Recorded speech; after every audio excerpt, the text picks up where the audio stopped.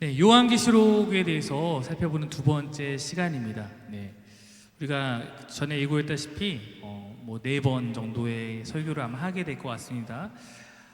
요한계시록 네 번을 들었다고 많은 것을 알지 못할 수도 있겠지만, 그러나 적어도 그 네 번의 설교에 대한 부분만큼은 내가 이번에 소화하리라라는 마음 먹고 하시면 그게 쌓여서 다음에 또 계시록을 볼 때는 좀 더 친밀하게 다가갈 수 있을 거라 생각합니다. 오늘은 아마 요한계시록 설교 중에서는 가장 쉽게 이해할 수 있는 설교입니다. 요한계시록 2장에 3장은 우리가 그래도 가끔씩은 들어보는 소아시아 7교회의 이야기입니다. 계시록 내에서 이 부분은 상징 같은 것이 비교적 적기 때문에 가장 이해하기 쉽고 우리가 들으면 바로 이해할 수 있을 만한 직접적인 교훈이기 때문에 아마 여러분이 오늘 말씀을 잘 듣고 잘 이렇게 반응해 주시면 요한계시록에서 우리에게 원하시는 적어도 이 부분에 대한 말씀을 여러분 삶에 적용할 수 있을 거라 생각합니다. 지난주 언급한 것처럼 저는 여러분 모두가 이 요한계시록에 대한 말씀을 처음 배우는 것처럼, 처음 듣는 것처럼 여기고 설교를 할 것입니다. 그러므로 오늘 이 짧은 시간이지만 7교회를 여러분에게 모두 소개해 보려고 합니다. 마치 오늘 들어보시면 알겠지만 이 7교회는 여러분 가운데 있는 각기 다른 신앙인의 모습과 같이 여겨질지도 모릅니다. 어떤 이는 칭찬을 받고 어떤 이는 책망을 받습니다. 어떤 사람을 하나님께서 기뻐 받으시는지, 어떤 교회 모습을 기뻐하시는지 이 설교를 통해서 여러분 가운데 하나님의 신앙의 기준이 세워질 수 있기를 소망합니다. 먼저 이 7편지에는 공통된 구조가 있습니다. 모두가 어디에 있는 교회의 천사에게 라고 시작한다는 것입니다. 즉 수신자가 그렇게 등장하는 편지입니다. 편지가 천사에게 보내어지고 있다는 것은 의아해 보일 수 있죠. 이 천사는 예수님으로부터 교회의 편지를 전달하는 전달자라고 이해하면 됩니다. 그러므로 발신자는 모두 이렇게 나타납니다. 그분께서, 즉 예수님께서 이것들을 말한다. 발신자는 한 분 그리스도입니다. 각각의 교회의 모습에게 예수께서 그곳에 천사를 통해서 주고 싶은 말을 전달하는 7개의 편지라고 생각하면 됩니다. 그래서 앞부분에는 예수님이 어떠한 분인지를 각 교회의 모습에 맞게 소개하고 있습니다. 소개글에 나와 있는, 제가 이따 PPT에 보면 밑줄로 나와 있는 부분이 바로 그 교회에게 주고 싶은 메시지와 상당히 연결됐다는 것을 아마 여러분이 아실 것입니다. 가운데 뽑은 내용은 내가 안다, 내가 너희의 이런 모습을 안다라고 하며 그들에게 칭찬할 부분과 책망할 부분들, 경고들, 권면들을 주고 있습니다. 각 교회들마다 모두 모습이 달랐기 때문에 칭찬과 책망도 당연히 비중이 다릅니다. PPT 한번 넘겨주시면, 여러분 주보에도 치렀지만 7교회는 이 소아시아, 즉 터키 지역에 있는 교회들입니다. 이쪽에 보시면 예루살렘이 있기 때문에 예루살렘에서 우리 하는 안디옥 교회가 저쪽에 있고 저길 중심으로 이렇게 복음이 전파됐죠. 여기까지가 아시아고 이쪽이 유럽이기 때문에 이제 이쪽에서 환상을 보고 넘어갔던 거였고, 나중에 반모섬에서 요한이 7교회에게 편지한 것, 이렇게 여러분이 이 말씀을 이해하시고 보시면 될 것 같습니다. 자, 7개 교회가 있습니다. 에베소 교회, 서머나 교회, 버가모 교회, 두아디라 교회, 사대 교회, 빌라델비아 교회, 라오디게아 교회가 있습니다. 이 중에 여러분 서머나 교회와 빌라델비아 교회는 주님께서 칭찬만 하십니다. 여러분 교회의 이름 가운데 서머나 교회라고 교회 이름을 짓는 경우가 있죠. 왜 그렇게 지을까요? 네, 거기는 좋은 교회니까. 네, 좋은 교회니까. 근데 어느 교회가 가장 이 중에서 최악의 교회라고 예수님께 책망하냐면 라오디게아 교회예요. 아마 라오디게아 교회라고 본인의 교회 이름을 짓는 것은 없을 겁니다. 그래서 좋은 이름을 갖다 쓰기 때문에.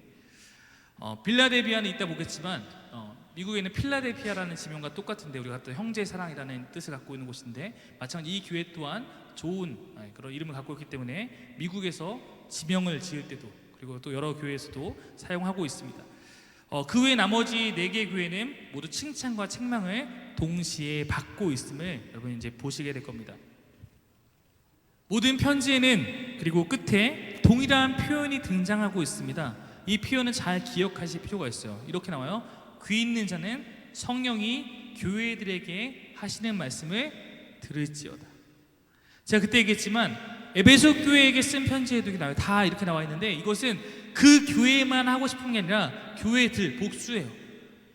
이 교회를 포함한 이 편지를 계속해 읽게 되는 모든 교회들에게 주님이 주고 싶은 메시지라는 것입니다. 이러한 문구와 함께 이기는 자, 즉 주님이 원하시는 그 삶을 살아가는 자에게 어떠한 약속이 주어지는지 함께 기록하며 편지는 끝을 맺고 있습니다. 여기서 이기는 자는 아까 말씀대로 순종하여 하나님께 그런 모습을 보이며 살아간, 즉 하나님 나라에 참여하는 백성들을 의미합니다. 한 교회 한 교회 한번 살펴보도록 하겠습니다. 먼저 에베소 교회입니다. 2장 1절 말씀 한번 같이 읽겠습니다. 시작.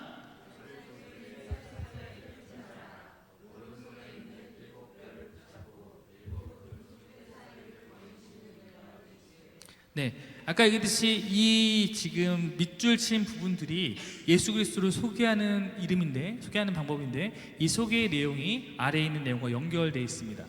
에베소라는 교회는, 저를 보셔야 됩니다. 에베소라는 교회는 세계적으로 가장 큰 도시 가운데 하나였고 특히 소아시아 지역의 최고의 도시였습니다. 여기에는 뭐가 유명했냐면, 여러분 아데미 여신 아십니까?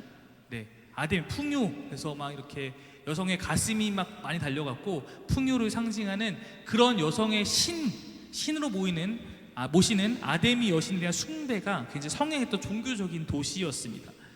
2장 2절과 3절 한번 읽겠습니다. 2절 3절 시작.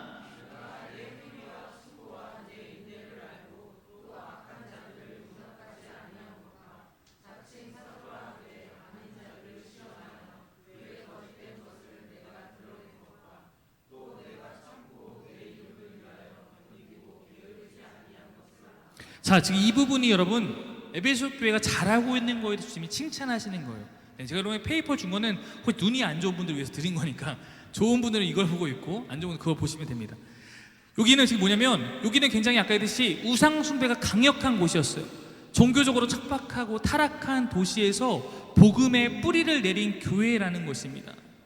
그러니까 내 행위와 수고와 인내를 안다라고 말하는 거예요. 어려운 환경에서도 외부적인 어려움을 잘 극복하면서 그곳의 교회로서의 사명을 하고 있는 것입니다. 이방의 그런 우상에 대한 그런 숭배가 만연했던 곳에서 진리를 수호하는 데 있어서 어떠한 타협도 하지 않는 그런 교회의 모습, 강직한 교회의 모습을 가졌던 곳이 에베소 교회였다는 것입니다. 이것이 이 교회를 향해서 주님이 칭찬하고 있는 내용이에요. 그러나 4절부터 책망이 이어집니다. 4절부터 6절입니다. 자, 한번 읽겠습니다. 시작. 그러나 너를 책망할 것이 있나니 너의 처음 사랑을 버렸느니라. 그러므로 어디서 떨어졌는지를 생각하고 회개하여 처음 행위를 가지라. 만일 그리하지 아니하고 회개하지 아니하면 내가 내게 가서 내 촛대를 그 자리에서 옮기리라. 오직 내게 이것이 있으니 내가 니골라당의 행위를 미워하는도다. 나도 이것을 미워하노라. 즉 이 교회의 아쉬운 부분은 무엇이냐면, 네가 그런 진리에 대한 열정이 있었는데 첫사랑을 잃어버렸다. 분명히 너에게 그런 것이 있는데 점점 그 마음이 사라지는 것을 내가 본다. 여기서 이 사랑이 과연 무엇일까? 물론 여러 가지 포함하겠지만 그래도 여전히 진리에 대해 수호하고 있는 것을 칭찬할 때 이것은 하나님과의 사랑, 이웃과의 사랑 가운데 아마도 조금 더 형제 사랑에 대한 부분이 부족한 것을 책망하는 것으로 이해할 수 있습니다. 아마도 우상 숭배가 많고 당시에 거짓 선지자들이 많았기 때문에 거짓 선생에 대항하는 그런 우상을 가려내고 막으려는 이런 마음이 많기 때문에 너무 그것이 지나쳐서 아마도 사랑의 눈이 아니라 이 사람 또 우상 숭배하는 사람 아니야? 이 사람 거짓된 사람 아니야? 이런 눈으로 바라보기 때문에 분열과 의심들이 가득했을 그런 확률이 많습니다.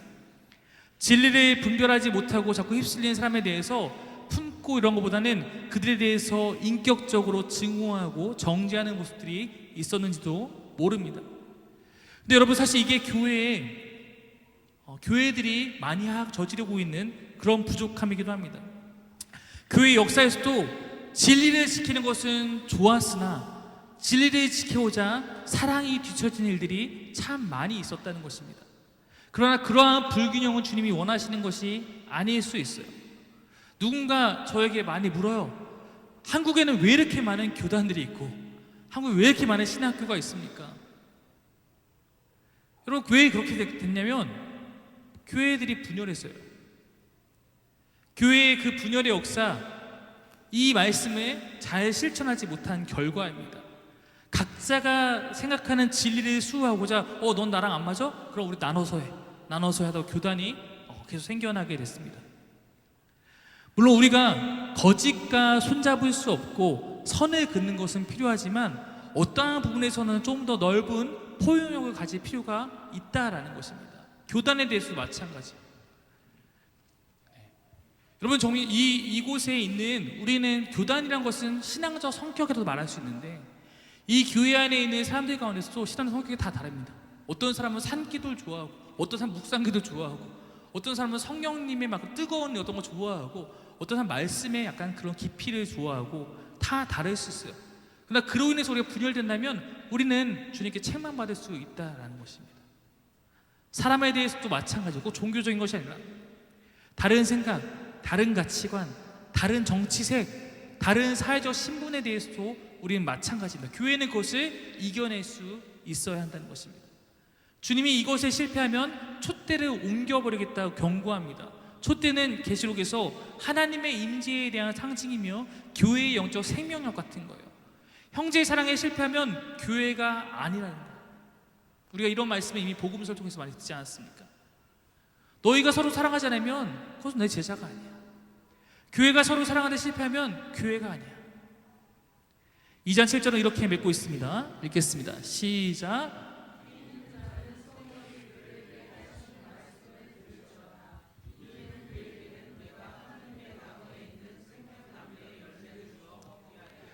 이것은 성령이 교회들에게 하시는 말씀이라고 맺고 있습니다. 편지의 처음에는 누가 한 말씀 나와요?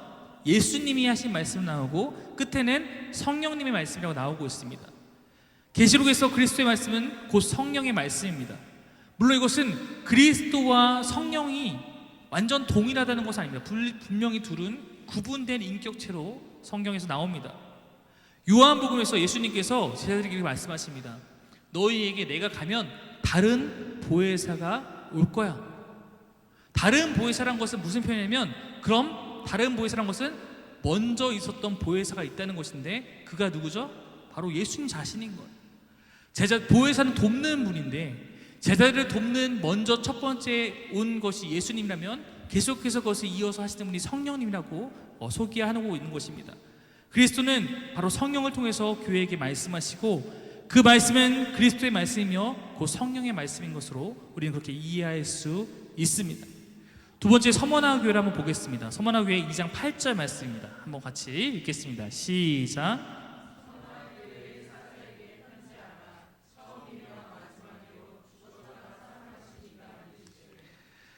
일곱 교회에 있는 곳 중에 오늘날까지도 여러분 터키에 가시면 대도시로 존재하는 곳이 바로 서머나입니다.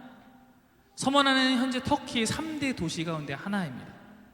여러분 이 당시에 인구가 20만 명 정도가 됐는데 지금 20만 명 그러면 얼마나 이게 큰 건지 잘 감이 안 오시겠지만 당시 세계 최고의 도시였던 로마가 100만이었고 10만 정도의 이상의 사람들이 사는 곳이면 굉장히 큰 도시였습니다. 터키에서 에베소, 버가모와 더불어 굉장히 큰 도시가 바로 서머나였습니다. 혹시 여러분 이름을 아실 분이 있겠지만 순교자였던 폴리갑이라는 사람이 바로 이 서머나 교회의 목회자였습니다.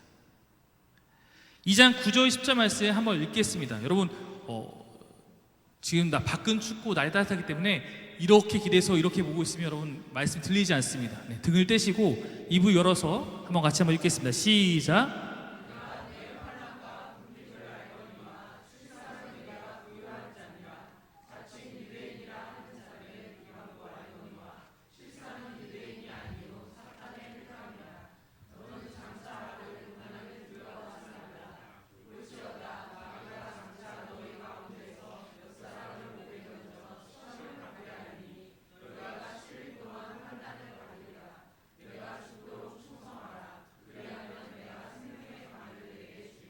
이 부분이 지금 이 교회에 대한 칭찬입니다. 여러분, 이 교회에 대해 칭찬하는 부분을 눈여겨보시면 이 교회의 칭찬받는 특징, 어떤 걸 칭찬하고 있냐면 이 교회의 특징 가운데 하나는 가난입니다.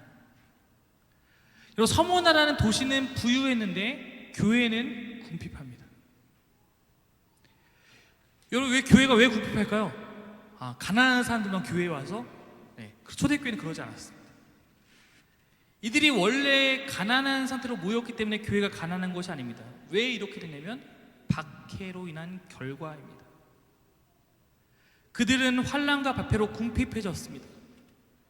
그러나 영적으로 부유한 자들이라고 칭찬을 받고 있는 것입니다. 여러분 아시겠지만 성경에 있는 말씀을 그대로 실천하다 보면 우리는 경제적 불이익을 받을 수도 있고 여러 가지 손해를 감수해야 될 수도 있습니다. 이들은 그렇게 살았다는 것입니다. 여러분, 신앙도 좋고 물질도 넉넉하다면 좋겠죠. 우리는 경제적으로나 영적으로나 부유하기를 모두가 꿈꿀 때가 있습니다. 그러나 어떠한 상황에서 우리는 둘 중에 하나를 선택하고 둘 중에 하나를 내려놓아야 할 때가 있습니다. 그때 여러분은 반드시 영적인 부유함을 우선적으로 마음에 두고 선택해야 한다는 것입니다. 우리 아까 찬양했듯이 하나님 앞에서는 내 것이 없는, 하나님 앞에서는 다른 것을 더 귀하게 여기지 않는 그런 마음이 주님께 칭찬받는 모습일 수 있다는 거예요. 여러분, 누가복음 말씀을 한번 기억하시면 이렇습니다. 누가복음 6장 20절부터 22절 말씀입니다. 한번 같이 읽겠습니다. 시작.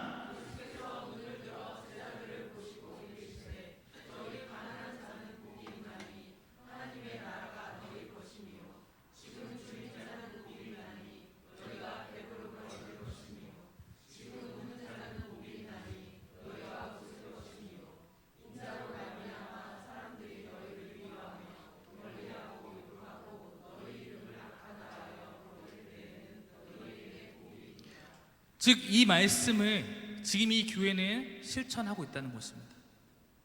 저는 목사로서 우리 사김의 교회 성도 여러분들이 가난으로 힘들어하는 것을 결코 원하지 않습니다. 동시에 여러분의 부유함에 대한 욕심 때문에 하나님과 멀어지는 것을 원하지 않습니다. 만약에 내 상황 가운데 둘 중에 하나를 택해야 한다면 차라리 가난할지라도 주님을 꼭 붙드시는 여러분이 되시기를 바랍니다.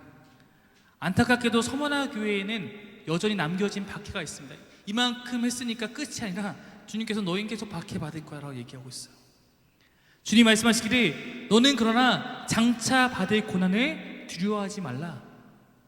주님은 그 환난을 10일이라는 날짜로 한정해서 이야기하고 있습니다. 물론 문자적으로 열흘 동안 박해받는다는 얘기 아니라 그 고난의 때가 비교적 짧게 한정되어 있다는 것을 말합니다. 고난은 내가 정해진 시간만 주어질 거고 그것은 끝날 거야. 지나갈 거야. 이는 박해주셔도 그리스도의 손 안에 있음을 보여주고 있습니다. 그 상황에서 주님께서 그들에게 원하시는 것이 있어요. 그런 고난과 박해 가운데도 원하시는 건 무엇이냐면 너희가 죽도록 충성하라. 실제로 서머나 교회의 목회자인 폴리갑은 그 박해 앞에서 순교를 합니다. 마지막에 황제 숭배를 하지 않는, 로마 황제 숭배를 하지 않는 그에게 당신이 고령이고 나이가 많으니까 당신이 만약에 지금이라도 배교를 하면, 즉 당신이 그리스도 믿지 않는다고 얘기하면 내가 당신 살려주겠다라고 유혹합니다. 그때 폴리갑이 했던 이야기가 우리에게 전해지고 있죠. 그때 폴리갑이 이렇게 얘기했어요. 나는 86년 동안 그분을 섬겨왔는데 그동안 그분은 한 번도 나를 부당하게 대우하신 적이 없어. 그런데 내가 어떻게 나를 구원하신 나의 왕을 모른다고 하고 모독할 수 있겠소? 라고 말하며 그는 순교를 당합니다. 바로 서머나 교회가 이런 교회였다는 거예요. 2장 11절 말씀 한번 읽겠습니다. 시작.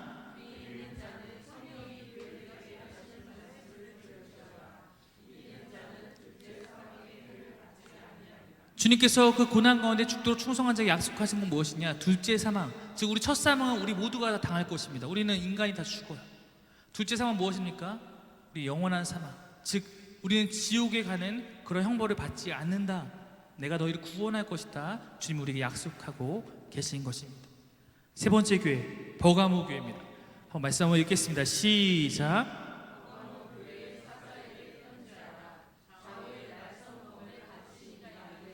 네, 버가모라는 이 교회, 버가모라는 지역은 250m의 산에 위치한 천연의 요새였습니다. 이 지역은 로마의 총독이 직접 다스렸고, 가장 큰 특징 가운데 하나는 이 도시 안에는 뭐가 유명하냐면 약 20만 권에 달하는 양피로 된 두루마리 책이 있다는 것입니다. 즉 도서관이 굉장히 유명합니다.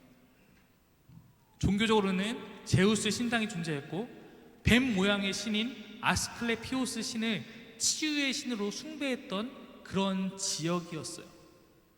자, 이 버가모 교회에게 주는 말씀은 이렇습니다. 13절 말씀 한번 읽겠습니다. 시작.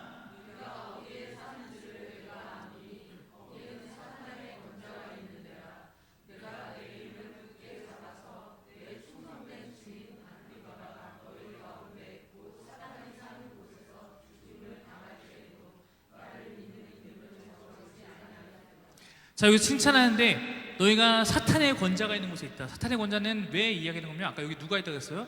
로마의 총독. 아까 로마라는 것은 단순히 정치적인 세력이 아니라 로마에 대한 황제 숭배를 강요하는 시대였고, 그러므로 그 로마의 총독이 있다는 것은 그 기독교의 하나님에 대항하는 사탄의 세력이라고 말을 하고 있는 것입니다. 그리스도인은 황제를 주님이라고 부르는 것을 거부했기 때문에 죽임을 당했어요. 우리의 주님은 누구이기 때문에? 예수 그리스도, 오직 하나님만이기 때문에. 12절에서 그래서 그리스도를 아까 뭐라고 표현했냐면 좌우에 날성검을 가지신 이라고 묘사한 것은 당시의 그런 총독의 칼날이 막 박해로 인해서 들이닥치는 그런 상황에 대해서 오히려 염두에 두고 있는 것입니다. 그런 상황 속에서 성도들은 그리스도에 대한 믿음을 갖고 순교를 각오하고 순교를 직면하면서도 충성된 신앙생활을 했습니다. 이것이 지금 이 교회의 모습이라는 거예요. 그런데 이런 불꽃 같은 신앙적 투쟁 속에서도 그들에게도 문제가 있어요. 순교를 각오하는 신앙생활을 하고 있는데 정작 그들 내부에 문제가 있었다는 거예요. 14절부터 그 내용을 말하고 있습니다. 14절부터 16절이에요. 한번 같이 읽어볼까요? 시작.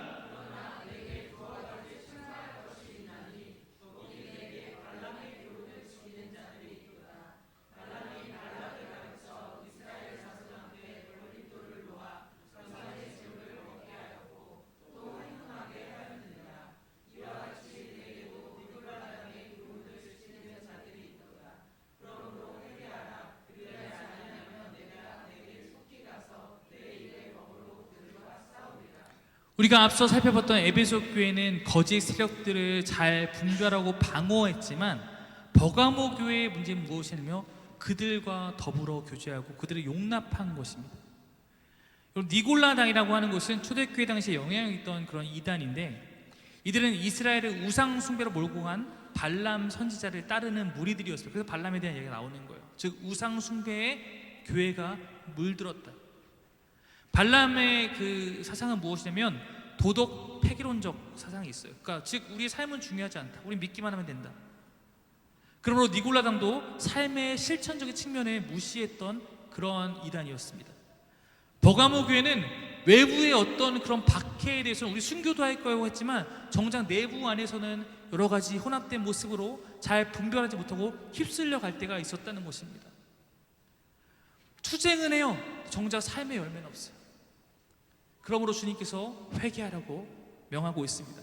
2장 17절 이렇게 맺고 있습니다. 17절 말씀 읽겠습니다. 시작.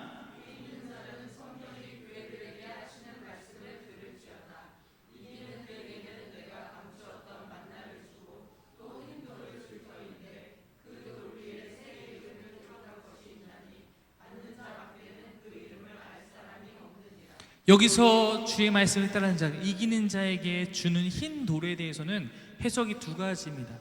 하나는 헬라의 법정에서 죄인에게는 검은 돌을, 의인에게는 흰 돌을 주었기 때문에 무죄라는 것을 의미하는 상징적 의미가 있고, 두 번째는 당시에 흰 돌을 준다는 것은 초청장을 대신했어요. 흰 돌을 가지고 오면 잔치에 참여할 수 있는 거였습니다.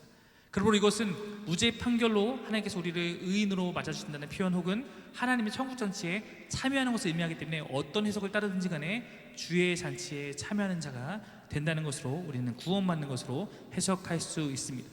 네 번째 교회는 두아디라 교회였습니다. 두아디라 교회에 보낸 편지를 읽어보겠습니다. 시작.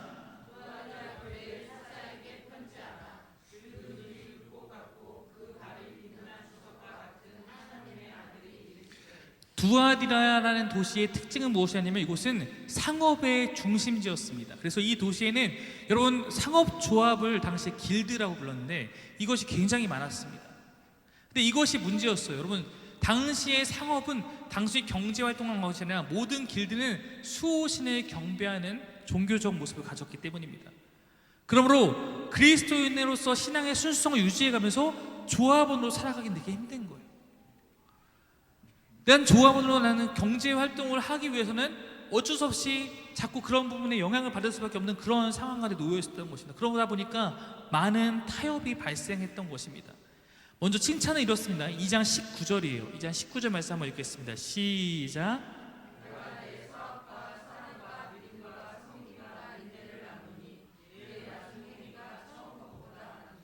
네, 여기서 이 사업은 제가 제 경제활동 얘기했다고 해서 사업은 우리가 생각하는 그런 사업이 아니라 사실 행함을 의미하는 단어인데 번역이 조금 아쉬운 부분입니다.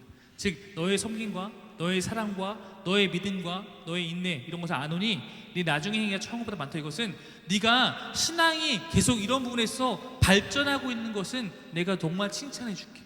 너의 사랑도 발전하고 있고 너의 섬김도 행함도 믿음도 인내도 다 발전하고 있어. 이것을 참 잘하고 있는 거야. 이런 얘기입니다. 그러나 20절부터 23절까지 책망이 주어지고 있어요. 20절부터 23절까지입니다. 좀 긴데 우리 함께 같이 살펴보겠습니다. 읽겠습니다. 시작.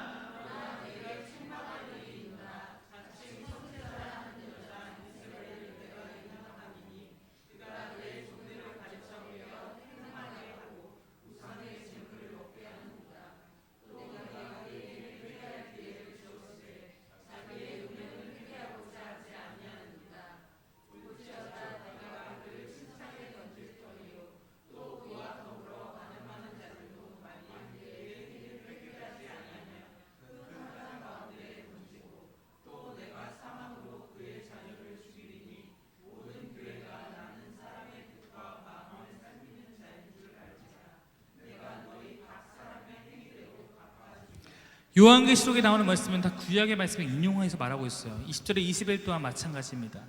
구약에서 이세벨은 악한 왕이었던 아합 왕의 왕비였습니다. 그는 이스라엘 모든 사람들을 바알 숭배에 빠지게 만들었던 그런 악한 이름으로 우리 가운데 기록되고 있습니다. 로마 제국 안에서 이교도 숭배라는 것은 당시의 모든 이교도 숭배가 그랬듯이 이교도 숭배는 성적인 타락과 매우 관련이 있었습니다. 그래서 당시에는 항상 이교도의 성전에는 누가 있으면 성전 창기들이 있었어요. 거기서 그들이 예배하고 그리고 그것을 관계하고 이런 것이 로마에 만연했던 이교도의 우상 숭배의 모습이었습니다. 이교도 신전이나 이교도에 주최한 축제는 그런 성적 행위가 매우 일반적이고 노골적이었습니다. 그러므로 여기에 음행에 대한 문제가 거론되고 있는 것입니다. 근데 여러분 두아디라 교회의 되게 독특한 것이 있냐면 두아디라 교회는 교회에 대한 핍박에 대한 이야기가 하나도 없어요. 여러분 사탄은 항상 교회를 막 그리스도인을 핍박하고 이렇게 우리를 넘어뜨리는 것이 아닙니다. 어쩌면 이제는 핍박보다는 유혹합니다. 두아디라 교회는 진보와 성장했던 교회였지만 그것에 집착하다가 오히려 그 안에서 영적인 분별력을 잃어버렸습니다. 교회의 성장을 위해서 어쩌면 하나님의 가치에 어긋나는 것까지 그들은 마다하지 않았던 모습으로 우리는 이해할 수 있습니다. 또한 두아디라 교회 성도들은 아까 얘기했듯이 자기의 생업과 자기의 일을 핑계로 신앙을 타협했습니다. 음행과 세상의 가치들을 수용하며 살아갔습니다. 필요하다고 어쩔 수 없다고 말하지만 그들은 그 안에서 자신의 신앙을 지키지 못했습니다. 그 결과 겉에 보이는 모습은 교회는 더 진보해 보일지 모르지만 그들의 속사람은 망가져 버렸습니다. 주님은 그들에게 회개하라고 촉구하고 있습니다. 24절, 25절 말씀을 보면 다시 한번 그러나 칭찬이 주어지고 있어요. 한번 읽겠습니다. 시작.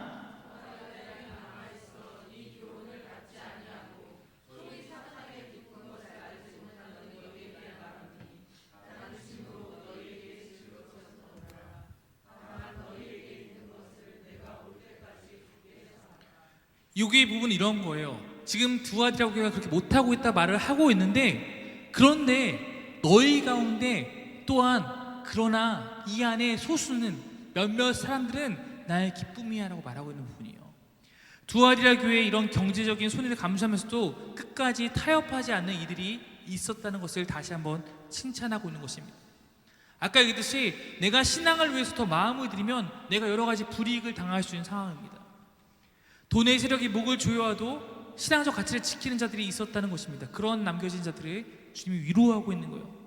주 5일 그날까지 그 선한 믿음의 행위를 굳게 잡으라고 말씀하고 있습니다. 두아디라 교회의 이런 남은 자들의 모습이 이 세상 가운데 우리들의 모습이 되어야 합니다. 여러분, 다들 혹시 밖에서 그래, 믿는 사람이지만 다 이렇게 하는 거야, 교회 나가 다 이렇게 하는 거야 라고 아무리 그렇게 얘기할지라도 여러분은 믿음을 지키며 주님이 원하시는 삶을 살아가시기를 바랍니다. 26절부터 29절은 이렇게 이 편지를 끝내고 있습니다. 26절부터 29절 읽겠습니다. 시작.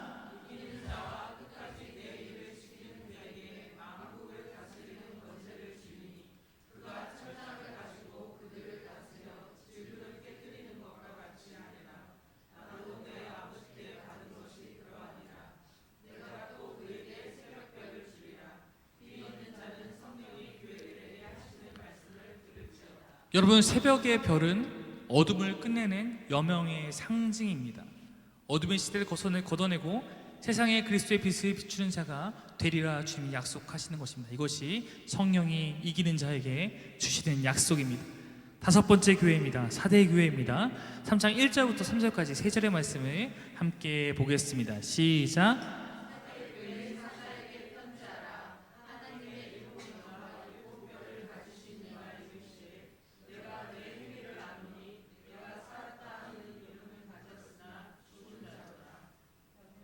이 2절 3절 너는 일깨어 그 남은 바 죽게 된 것을 굳건하게 하라. 내 하나님 앞에 내 행위의 온전한 것을 찾지 못하였노니 그러므로 내가 어떻게 받았으며 어떻게 들었는지 생각하고 지켜 회개하라. 만일 일깨지 아니하면 내가 도둑같이 이르리니 어느 때에 내가 이르는지 내가 알지 못하리라. 사대라는 이 지역은 과거의 영광이 지나가 버린 도시였습니다. 한때는 잘 나가던 도시였어요. 철옹성 같은 요새였습니다. 여기는 아까보다 더 심해요. 삼면이 450m의 절벽으로 이루어진 요새였습니다. 그리고 양모, 모지, 염색 산업이 발전한 그런 군사적 요충지였습니다. 여러분이 이제 흔히 들어봤을 마이다스의 손, 바로 이 신화의 배경이 되는 곳이 사대입니다. 금 재련이 매우 유명한 곳이기 때문입니다. 그러나 이렇게 요충지였던 사대가 역사상 페르시아의 갑작스러운 침공으로 함락된 그런 역사를 갖고 있습니다. 방심하고 있다가 공격을 받아서 함락되었으므로 주님께서는 그것을 상기시키며 너희가 신앙적으로도 늘 깨어있으라 말하고 있는 것입니다. 여기도 나타나는 도둑같이 이르리라 라는 말씀 또한 그러한 역사를 상기시키는 것입니다. 먼저 여러분, 사대라는 교회의 이름은 뜻이 뭐냐면 살아있다. 사대라는 교회 이름은 살아있다는 거예요. 근데 너희 상태는 뭐가 같다? 죽었다. 즉 사람들이 보기에는 살아있는 교회같이 보였으나 주님이 보시기에는 죽은 교회였다는 것입니다. 그러므로 너희가 이 상황과 정말로 완전하게 죽지 않도록 너희는 지금이라 다시 깨어라 라고 말씀하시는 것입니다. 여러분, 사대교회에는 뭐가 있었냐면 행함이 있었어요. 무언가 교회가 굉장히 열심히 했다는 것입니다. 그러므로 사람들이 보기에는 이 교회는 뭔가 살아있구나 라고 보일 수 있었던 것입니다. 그러나 주님이 보시기에는 아니야, 너희 행위는 죽어있는 거야. 내 뜻과 아무런 상관이 없는 그런 것만 행하고 있는 교회야 라고 말하고 있다는 거예요. 여러분, 마태복음 7장 21절에서 23절은 굉장히 중요한 말씀을 우리가 하고 있습니다. 7장 21절부터 23절 한번 읽겠습니다. 시작. 나더러 주여 주여 하는 자마다 다 천국에 들어갈 것이 아니요 다만 하늘에 계신 내 아버지의 뜻대로 행하는 자라야 들어가리라. 그날에 많은 사람이 나더러 이르되 주여 주여 우리가 주의 이름으로 선지자 노릇하며 주의 이름으로 귀신을 쫓아내며 주의 이름으로 많은 권능을 행하지 아니하였나이까 하리니 그때에 내가 그들에게 밝히 말하되 내가 너희를 도무지 알지 못하니 불법을 행하는 자들아 내게서 떠나가라. 여러분, 예수님 당시에서도 주여 주여 하면서 선지자와 같이 활동하고 막 귀신을 쫓아내는 신용을 하고 주의 이름으로 뭔가를 하는 것 같은데, 주님께서 그 장에서 뭐라고 하면, 야, 불법을 행하는 자들아 다 떠나가라. 너희가 하고 있는 것은 내 뜻과 달라. 너희 뜻대로 행하는 것은 내가 기뻐하는 일이 아니야 말하는 거예요. 여러분, 아까 했던 찬양처럼 주를 위한 이곳에, 어쩌면 오늘도 한국교회 이 주일 11시 예배에는 많은 곳곳에 수많은 사람들이 모여 예배할 수 있지만, 많은 사람이 이곳에 있다라고 다 칭찬받는 것이 아니라 그 안에서 주님이 찾으시는 사람이 되어야 하는 것이 중요합니다. 여러분, 무언가 열심히 하는 것 필요할 수 있죠. 그러나 그보다 더 중요한 것은 아버지의 뜻에 맞게 하는 것이 더 중요하다라는 거예요. 이것은 오늘날 교회와 우리 신앙인들이 깊이 경청해야 할 문제입니다. 우리도 무언가를 안 하는 것도 문제지만 무언가를 한다고 해서 다 주의 뜻은 아닐 수 있어요. 그러나 이 교회에 남겨진 희망이 있습니다. 3장 4절부터 6절입니다. 읽겠습니다. 시작. 그러나 사대에 그 옷을 더럽히지 아니한 자 몇 명이 내게 있어 흰옷을 입고 나와 함께 다니리니 그들은 합당한 자인 영구라. 이기는 자는 이와 같이 흰옷을 입을 것이요 내가 그 이름을 생명책에서 결코 지우지 아니하고 그 이름을 내 아버지 앞과 그의 천사들 앞에서 시인하리라. 귀 있는 자는 성령이 교회들에게 하시는 말씀을 들을지어다. 이것은 이들 가운데 주변의 상황에 물리지 않는 자들이 있었다는 것이죠. 모두가 헛된 것을 추구하며 나아갈 때 하나님의 뜻을 잘 분별하며 하나님이 기뻐하시는 예배자의 모습을 가졌던 자들이 있었다는 것입니다. 계시록 내에서 흰옷은 특별한 의미를 갖습니다. 흰옷을 입었다는 것은 하나님이 기뻐 받으시는 경배하는 그런 자들의 옷입니다. 교회의 순결함과 거룩함을 의미합니다. 여러분, 우리는 주님 아버지 앞에서 살아있고 활동적이되 우리의 순결함을 잃어서는 안 됩니다. 교회는 살아있어야 하지만 올바른 방향으로 우리가 살아있어야 함을 함께 기억해 주십시오. 6번째 교회입니다. 빌라델비아 교회입니다. 7절 8절 말씀 읽겠습니다. 시작.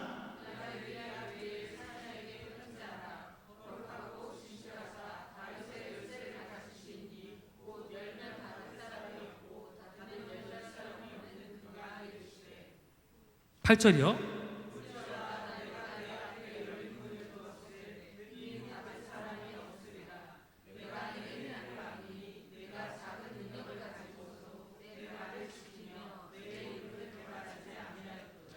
여러분, 빌라델비아 혹은 아까 얘기했던 필라델피아, 이 교회는 여러 지역으로 왕래하는 그런 교차로에 위치한 동네였습니다. 즉 빌라델비아의 별명이 동방의 출입구였어요. 그러다 보니까 여러 사상의 전파가 빨랐던 지역이었습니다. 8절에 열린 문이라고 한 것은 그런 복음 전파의 문으로 그들을 부르고 있는 것을 볼 수 있습니다. 여러분, 이 교회는 경고나 책망이 없어요. 즉 하나님께서 굉장히 칭찬하시는 교회였다는 것입니다. 무엇을 칭찬하고 계실까? 주님의 칭찬의 첫 요소는 우리가 꼭 살펴볼, 의미 있게 바라볼 그러한 말씀이죠. 무엇이냐면 작은 능력이에요. 주님은 빌라델비아 교회 칭찬할 때 뭘 칭찬하냐면 너에게 작은 능력이 있는 것을 칭찬한다. 세상과 다르지 않습니까? 그리고 세상은 큰 능력을 중요하게 여깁니다. 교회마저도 자꾸 세상의 그러한 기준에 따라갈 때가 있습니다. 그러나 주님은 작은 능력을 칭찬합니다. 실제로 이 교회는 작은 교회, 적은 능력, 낮은 사회적 지위를 가졌으나 주님의 칭찬을 받는 교회가 됩니다. 9절 10절 말씀 한번 보시죠. 한번 읽겠습니다. 시작.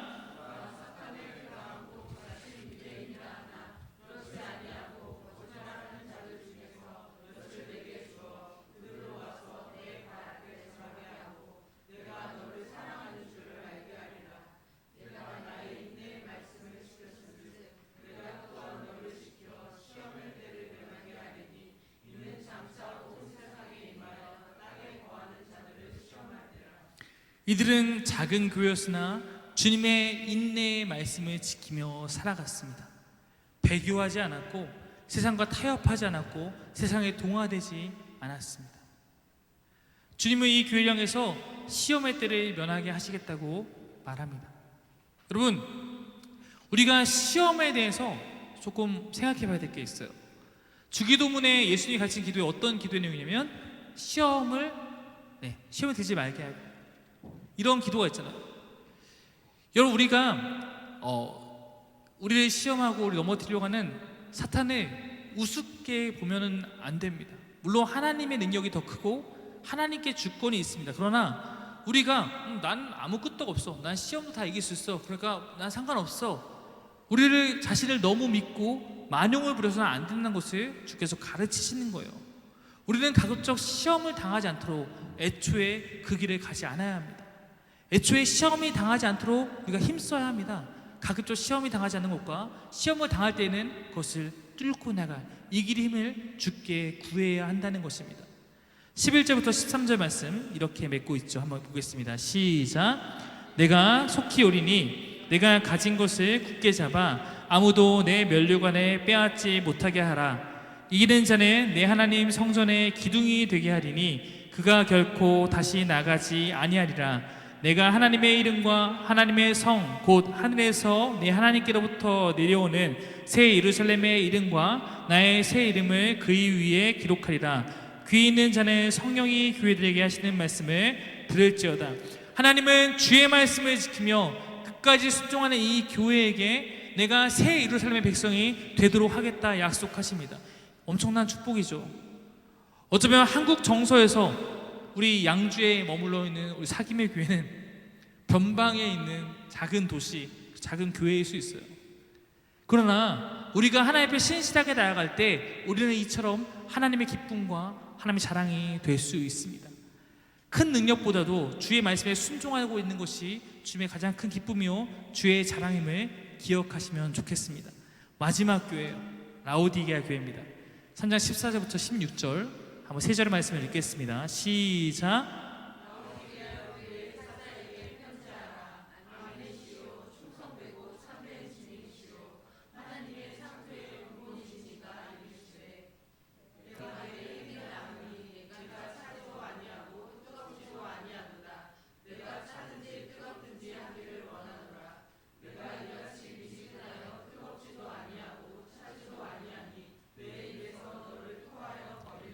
이 라오디게아 교회를 아까 제가 뭐라고 그랬냐면 라오디게아 교회는 7교회 중에 최악의 교회다.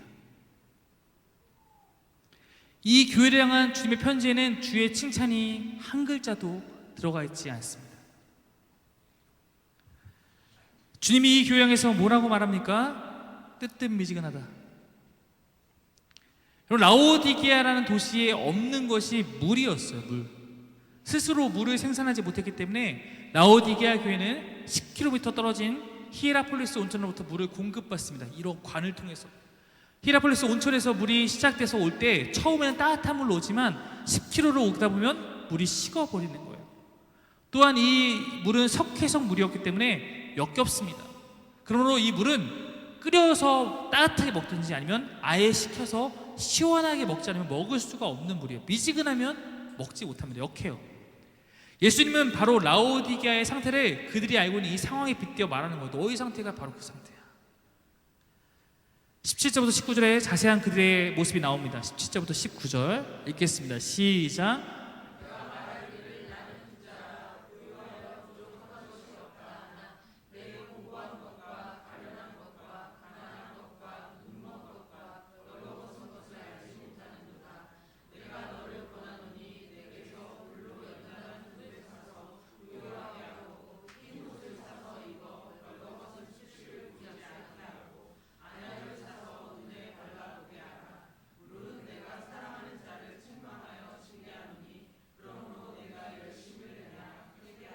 라오디게아 이 도시에는 세 가지 특성이 있었어요.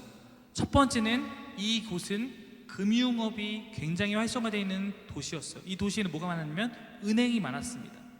즉 소아시아 내에서 여기는 뉴욕 같은 곳이었어요. 돈이 넘쳤습니다. 굉장히 부유한 도시였어요. 그 덕분에 BC 61년에 AD 61년에 지진으로 도시가 크게 파괴되었을 때 다른 도시들은 황제가 지원해서 간신히 도시를 복구하는데 라오디게아는 스스로 복구하는 경제력을 보일 정도로 돈이 많은 곳이었어요. 두 번째, 이 관련이 있는데 검정 모직 천 생산이 가능했던 곳이었어요. 이 당시에 검정 모직 천은 굉장히 고급 천이었어요. 그러니까 패션의 도시였어요. 뉴욕이었고 파리였습니다. 하지만 주님께서 여기를 이 도시장에서 너희는 벌거벗었다라고 책망한 것을 같이 기억할 필요가 있어요. 세 번째, 이 정도만 해도 괜찮은 도시인데 세 번째 뭐가 있었냐면 여기는 뛰어난 의술이 있었어요. 이 세계에서 가장 유명한 의학 학교가 있습니다. 그래서 소아시아에서 특별히 눈에 넣는 안약을 생산했던 도시로 매우 유명했던 그런 도시였습니다. 그러니까 이들이 자부심이 있잖아요. 도시에 대한 자부심이. 그래서 이들이 뭐라고 하냐면 우린 부족한 게 없는 도시야. 부족할 것이 없다 말하는 라오디게아. 이들은 매우 윤택하고 매우 부유하고 높은 학문적 수준을 가지고 있었지만 그들의 신앙은 주님 앞에 부끄러움이었습니다. 여러분, 내가 무언가 있다라고 여기는 자는 결코 하나님을 만날 수가 없어요. 내가 부족하고 나의 빈 마음과 빈손을 듣고 주께 나아가 얻고자 하는 자가 주를 만나는 곳입니다. 여러분, 교회가 우리 부족한 게 없네 하면 끝나는 거예요. 내 마음이 나 부족한 게 없네 하면 끝나는 거예요. 사랑하는 여러분, 어쩌면 여러분이 갖고 있는 부족함들이 여러분의 영을 살리고 있는지도 모릅니다. 세상의 가치가 아니라 내가 하나님의 가치를 지니고 살아가고 있다면 그것을 자랑스럽게 생각하십시오. 하나님이 그것을 기뻐 받으시기 때문입니다. 라오디게아 교회는 비록 단 하나의 칭찬도 받지 못하는 교회였으나 이들은 경제적으로 부유하다 말하나 너희는 가난하다고 책망받고 뭘 가졌다 하나 너희는 벌거벗었다고 말하고 있지만 이들을 향해서 주님께서도 이들을 향해서조차 손을 내밀고 있음을 말씀을 보면 기억할 수 있습니다. 3장 20절 말씀, 유명한 말씀이 한번 읽겠습니다. 시작. 볼지어다 내가 문 밖에 서서 두드리노니 누구든지 내 음성을 듣고 문을 열면 내가 그에게로 들어가 그와 더불어 먹고 그는 나와 더불어 먹으리라. 아멘. 여러분, 한번 우리 PPT 한번 띄워주십시오. 이 말씀의 근거로 그려진 이 그림은 아마 여러분 보신 적 있을 거예요. 우리가 매우 잘 알고 있는 이 그림은 바로 라오디게아를 향해서 주신 편지의 내용이었습니다. 비록 아무것도 주 앞에서 기쁨이 되지 못했지만 그러나 주님께서 그 교회에 있는 성도조차 찾고 계심을 나타내는 그런 그림입니다. 누구든지 주의 음성을 듣고 나의 말하는 메시지를 듣고 나를 향해서 문을 열면 내가 들어갈 거야. 내가 너와 함께 할 거야 말하고 있습니다. 여러분 아시겠지만 이 그림의 특징이 하나 있습니다. 뭐예요? 문에 손잡이가 없어요. 밖에서 예수님이 열 수 없는 문입니다. 이것은 주님이 열 수 없고 누가 열 수 있냐면 이 문을 가진 자가 직접 본인 스스로 내 문을 열고 주님을 맞이해야만 되는 그런 문입니다. 여러분의 마음도 마찬가지예요. 여러분의 마음 문을 예수님께서 혹시 여러분 가운데 모자랐거나 부족한 모습일지라도 주님께서 네가 내 문을 열고 네가 너의 문을 열고 나를 맞이하면 내가 들어가서 너와 함께 더불어 먹을 거야. 이런 말씀하시는데도 주의 음성을 듣고 있어도 문을 열고 있지 않은 자는 주님께서 그와 함께 할 수 없는 것입니다. 이 문의 주인이 직접 문을 열어 내 마음의 문을 두드리고 계시는 주님을 내 안에 모셔야 하는 것입니다. 21절 말씀 이렇게 나와 있어요. 읽겠습니다. 21절 22절 시작.